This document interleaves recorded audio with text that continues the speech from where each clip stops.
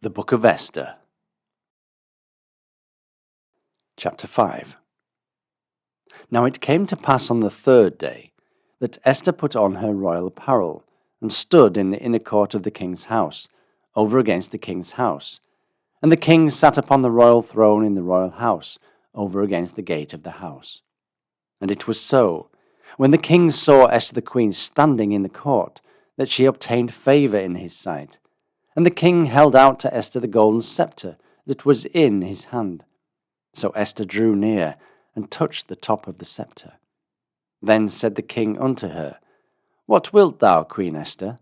And what is thy request? It shall be even given thee to the half of the kingdom. And Esther answered, If it seem good unto the king, let the king and Haman come this day unto the banquet that I have prepared for him.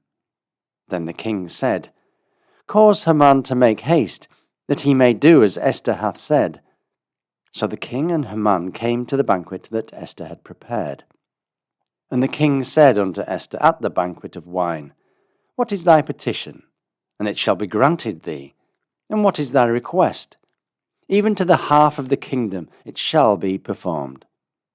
Then answered Esther, and said, My petition and my request is, I have found favour in the sight of the king, and if it please the king to grant my petition, and to perform my request, let the king and Haman come to the banquet that I shall prepare for them, and I will do tomorrow as the king hath said.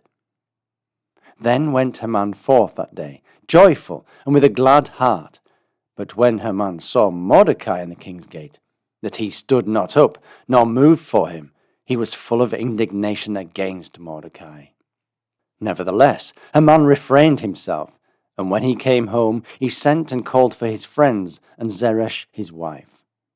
And Haman told them of the glory of his riches, and the multitude of his children, and all the things wherein the king had promoted him, and how he had advanced him above the princes and servants of the king. Haman said moreover, Yea, Esther the queen did let no man come in with the king unto the banquet that she had prepared but myself. And tomorrow am I invited unto her also with the king. Yet all this availeth me nothing, so long as I see Mordecai the Jew sitting at the king's gate. Then said Zeresh his wife, and all his friends unto him, Let a gallows be made of 50 cubits high, and tomorrow speak thou unto the king that Mordecai may be hanged thereon. Then go thou in merrily with the king unto the banquet. And the thing pleased Haman, and he caused the gallows to be made.